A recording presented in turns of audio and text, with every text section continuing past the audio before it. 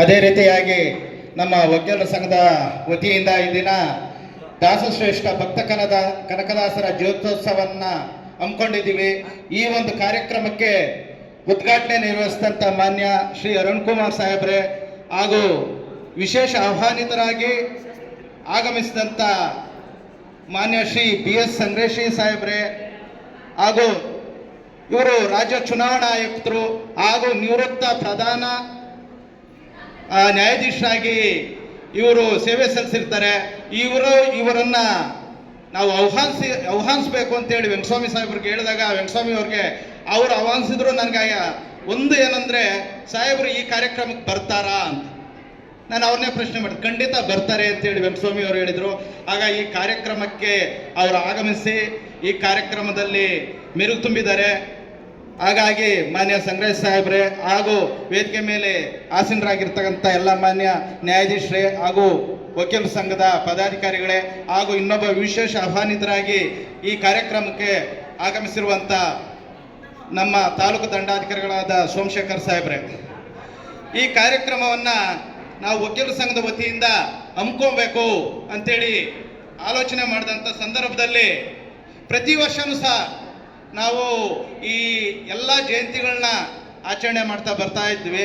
ಈ ವರ್ಷ ವಿಶೇಷವಾಗಿ ನಾವು ಈ ಒಂದು ವರ್ಷದಲ್ಲಿ ಮೊದಲಿಗೆ ಮಹಿಳಾ ದಿನಾಚರಣೆ, ಅಂಬೇಡ್ಕರ್ ದಿನಾಚರಣೆ, ಕೆಂಪೇಗೌಡರ ದಿನಾಚರಣೆ ಮತ್ತು ಶ್ರೀಕೃಷ್ಣ ಜನ್ಮಾಷ್ಟಮಿ ಹಾಗೂ ವಾಲ್ಮೀಕಿ ಜಯಂತಿ ಹಾಗೂ ಇವತ್ತೊಂದು ದಿನ ನಾವು ಭಕ್ತ ಕನಕದಾಸರ ಜಯಂತ್ಯೋತ್ಸವವನ್ನು ಆಚರಣೆ ಮಾಡ್ತಾ ಇದ್ದೀವಿ.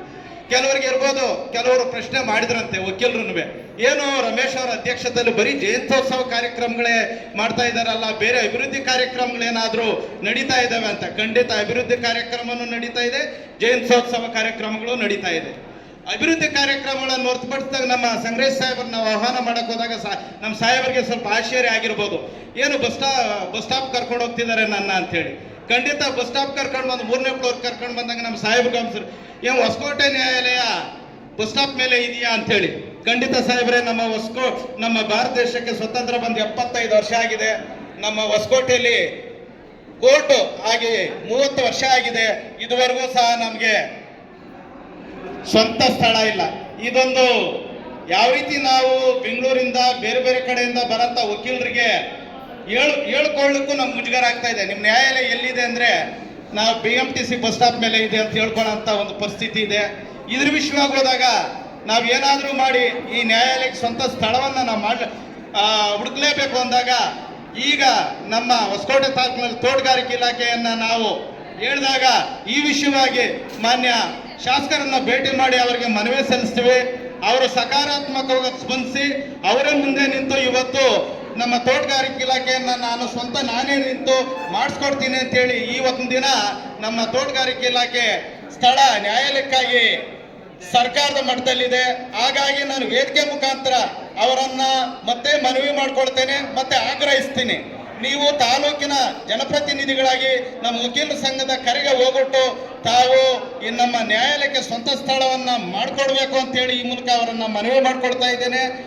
ಮತ್ತೆ ಈ ಒಂದು ವಿಷಯವಾಗಿ ಹೋದಾಗ ಇತ್ತೀಚಿನ ದಿನಗಳಲ್ಲಿ ಏನಾಗ್ತಿದೆ ಅಂದರೆ, ಈ ಒಂದು ಜಯಂತಿಗಳ ಆಚರಣೆಗೆ ಎಲ್ಲೋ ಒಂದು ಕಡೆ ನಾವು ಒಂದು ಜಾತಿಯ ಸಂಕೋಲೆಗಳಲ್ಲಿ ನಾವು ಸಿಕ್ಕಾಕ್ಸ್ತಾ ಇದ್ದೀವಿ ಅಂತೇಳಿ.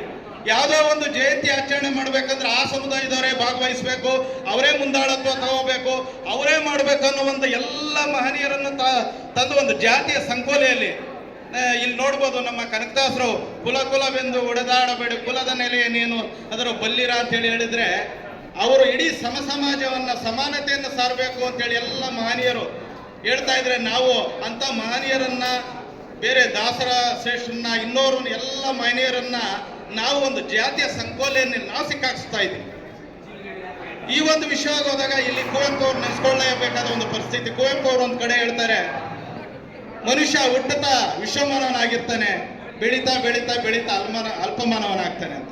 ನಾವು ಇತ್ತೀಚಿನ ದಿನಗಳಲ್ಲಿ ಅಲ್ಪಮಾನವರಾಗಿಯೇ ಕೆಲವೊಮ್ಮೆ ನಾವು ನಡ್ಕೊಳ್ತಾ ಇದ್ದೀವಿ ಅನ್ನೋ ನನ್ನ ಒಂದು ಇದು.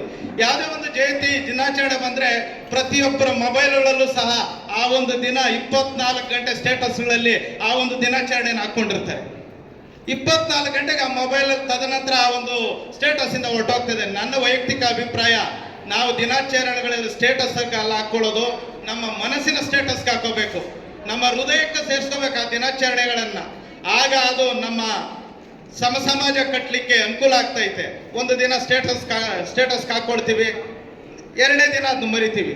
ಈ ಒಂದು ಸಂದರ್ಭದಲ್ಲಿ ಇನ್ನೂ ಹೆಚ್ಚಿನ ರೀತಿಯಲ್ಲಿ ನನಗೆ ಮಾತಾಡಲಿಕ್ಕೆ ತುಂಬಾ ವಿಷಯ ಇತ್ತು. ನಮ್ಮ ಅದೃಷ್ಟ ಏನೋ ಗೊತ್ತಿಲ್ಲ, ಇವತ್ತು PDJ ಸಾಹೇಬರು ಸ್ಥಳ ಪರಿಶೀಲನೆಗೆ ಬರ್ತಾ ಇದ್ದಾರೆ, ನಮ್ಮ ನ್ಯಾಯಾಲಯದ ಸ್ಥಳ ಪರಿಶೀಲನೆಗೆ.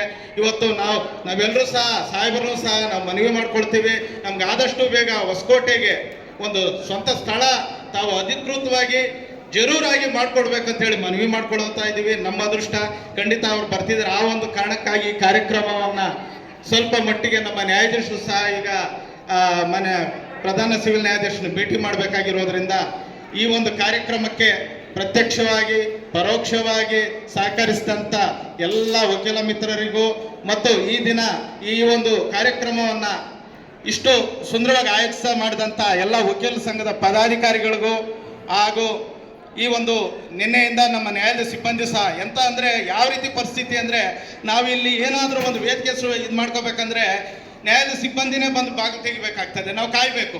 ಆದರೆ ನಮ್ಗೊಂದು ಸ್ವಂತ ಸ್ಥಳ ಇದ್ದರೆ ನಾವು ಯಾವ ಸಂದರ್ಭದಲ್ಲಿ ಬೇಕಾದರೂ ನಾವು ಕಾರ್ಯಕ್ರಮಗಳನ್ನು ಹಮ್ಮಿಕೊಳ್ಳಿಕ್ಕೆ ಸಾಧ್ಯ ಆಗ್ತೈತೆ. ಆ ಒಂದು ದಿನಗಳು ಆದಷ್ಟು ಬೇಗನೆ ಬರಲಿ.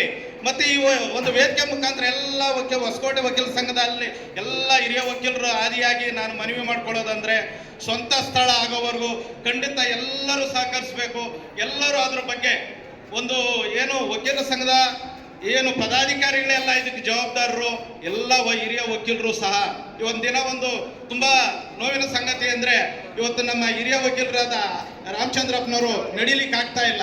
ಇವತ್ತು ಹೋಗಿ ಅವ್ರು ಭೇಟಿ ಮಾಡಿದ್ರು ಮೊದಲನೇ ಕೇಳೋ ಪ್ರಶ್ನೆ ಅಂದ್ರೆ ಲ್ಯಾಂಡ್ ಎಲ್ಲಿವರೆಗೂ ಬಂತಪ್ಪ, ಕೋರ್ಟ್ಗೆ ಏನಾದ್ರು ಭೂಮಿ ಆಯ್ತಾ ಅಂತ ಕೇಳ್ತಾರೆ. ಇನ್ನ ಅಂತ ಒಂದು ಪರಿಸ್ಥಿತಿಯಲ್ಲಿ ನಾವಿದ್ದೀವಿ. ಹಾಗೆ ಎಲ್ಲ ಹಿರಿಯ ವಕೀಲರು ಸಹ ಸಹಕರಿಸಬೇಕು. ಮುಂದಿನ ದಿನಗಳಲ್ಲಿ ಏನು ನವೆಂಬರ್ 26 ನಮ್ಮ ಸಂವಿಧಾನ ದಿನಾಚರಣೆ ಬರ್ತಾ ಇದೆ, ಡಿಸೆಂಬರ್ 3 ವಕೀಲರ ದಿನಾಚರಣೆ ಬರ್ತಾ ಇದೆ. ಈ 2 ದಿನಗಳಲ್ಲಿ ನಾವೆಲ್ಲ ವಕೀಲರು ಒಂದು ನಿರ್ಧಾರ ತಗೊಳ್ಳೇಬೇಕಾಗಿದೆ. ಇದು ಖಂಡಿತ ವೇದಿಕೆ ಮುಖಾಂತರ ನಾನು ಯಾಕೆ ಹೇಳ್ತಾ ಇದ್ದೀನಿ ಅಂದ್ರೆ ಬೆಂಗಳೂರಿಂದ ಬರೋಂಥ ವಕೀಲರು ಮುಂದೆ ನಾವು ಹೊಸಕೋಟೆ ವಕೀಲರು ಯಾವ ಇಲ್ಲಿ ಹೇಳಲ್ಲ, ಅಲ್ಲೋಗಿ ಹೇಳ್ಕೊಳ್ತಾರಂತೆ, ಏನಪ್ಪ ಹೊಸಕೋಟೆ ವಕೀಲರು ನ್ಯಾಯಾಲಯ ಬಸ್ ಸ್ಟಾಪ್ ಮೇಲೆ ಇದೆ ಅಂತೇಳಿ. ನಾವು ಅನ್ಸ್ಕೋಬೇಕಾ ಇದನ್ನ? ಬೇಡ, ನಾವೆಲ್ಲರೂ ಒಗ್ಗಟ್ಟಾಗಿರೋಣ, ಆದಷ್ಟು ಬೇಗನೆ ನ್ಯಾಯಾಲಯ ತರಲಿಕ್ಕೆ ಪ್ರಯತ್ನ ಮಾಡೋಣ. ಈ ಒಂದು ಸಂದರ್ಭದಲ್ಲಿ ಈ ಒಂದು ವರ್ಷದಲ್ಲಿ ಎಲ್ಲ ದಿನಾಚರಣೆಗಳು ವಿಜೃಂಭಣೆಯಿಂದ ಆಯಿತು. ಇದಕ್ಕೆಲ್ಲ ಕಾರಣಕರ್ತರು ನಮ್ಮ ನ್ಯಾಯಾಧೀಶರು. ಈ ಒಂದು ಸಣ್ಣ ಸ್ಥಳದಲ್ಲಿಯೂ ಸಹ ಕಾರ್ಯಕ್ರಮಗಳು ಮಾಡಬೇಕು ಅಂದಾಗ ಅವರು ಸಂಪೂರ್ಣವಾಗಿ ಒಪ್ಪಿ ನಮಗೆ ಸಹಕಾರ ಕೊಡ್ತಾ ಬಂದಿದ್ದಾರೆ. ಅವರಿಗೆ ನಮ್ಮ ವಕೀಲರ ಸಂಘದ ವತಿಯಿಂದ ಸಹ ಹೃತ್ಪೂರ್ವಕವಾಗಿ ನಾನು ಧನ್ಯವಾದಗಳನ್ನು ಹೇಳಲಿಕ್ಕೆ ಬಯಸ್ತೇನೆ. ಹಾಗಾಗಿ ಈ ಒಂದು ಕಾರ್ಯಕ್ರಮಕ್ಕೆ ತಾವೆಲ್ಲ ಭಾಗವಹಿಸಿದ್ದೀರಾ, ಕಕ್ಷಿದಾರರು ಬಂದಿದ್ದಾರೆ, ಪತ್ರಿಕಾ ಮಿತ್ರರು ಬಂದಿದ್ದಾರೆ, ಹಾಗೂ ಸಾರ್ವಜನಿಕರು ಸಹ ಬಂದಿದ್ದಾರೆ. ಎಲ್ರಿಗೂ ಸಹ ನಾನು ಒಂದೇ ಕುಲ ಕುಲ ಕುಲ ಎಂದು ಒಡೆದಾಡಬೇಡಿ, ಕುಲದ ನೆಲೆಯನ್ನೇನಾದರೂ ಬಲ್ಲಿರ. ಅಲ್ಲಿ ಎಷ್ಟು ಚೆನ್ನಾಗಿ ಉಚ್ಚಪ್ಪಗಳಿರ ಅಂದಿದ್ದಾರೆ, ಆದ್ರೆ ನಮ್ಮ ಬೈದಂಗದ ಅನಿಸಿಲ್ಲ, ಅವರು ತುಂಬಾ ಚೆನ್ನಾಗಿ ಹೇಳ್ಕೊಂಡು ಹೋಗಿದ್ದಾರೆ. ಹಾಗಾಗಿ ಎಲ್ಲ ಹೇಳ್ತಾ ಜ್ಞಾನ ಕುಲ ಅದರಲ್ಲಿ ನಾನು ವೈಯಕ್ತಿಕವಾಗಿ ಸೇರಿಸಬಲ್ಲೆ. ಜ್ಞಾನ ಯಾವ ಕುಲ? ಇವೆಲ್ಲ ವಕೀಲರಿದ್ದೀವಿ, ಎಲ್ಲ ಸಮುದಾಯದವರು ಇದ್ದೀವಿ. ಇಲ್ಲಿ ಜ್ಞಾನಕ್ಕೆ ಯಾವ ಕುಲನೂ ಇಲ್ಲ, ಎಲ್ಲ ವಕೀಲರು ಒಂದೇ ವಕೀಲರು. ಹಾಗಾಗಿ ನಾನು ವೈಯಕ್ತಿಕವಾಗಿ ಜ್ಞಾನಕ್ಕೂ ಯಾವ ಕುಲ ಇಲ್ಲ. ವಕೀಲರ ಸಂಘದಲ್ಲಿ ಎಲ್ಲ ವಕೀಲರು ಒಂದೇ, ವಕೀಲರ ಒಂದು ಸಮುದಾಯ ಅಂತೇಳಿ ಹೇಳಿ ಈ ಒಂದು ಕಾರ್ಯಕ್ರಮಕ್ಕೆ ನಾನು ಮಾತಾಡ್ಲಿಕ್ಕೆ ಅವಕಾಶ ಮಾಡಿಕೊಟ್ಟ ಎಲ್ಲರಿಗೂ ವಂದಿಸ್ತಾ ನಾನು ಮಾತನ್ನು ಮುಗಿಸ್ತಿದ್ದೀನಿ. ಜೈ ಭಕ್ತ ಕನಕದಾಸ.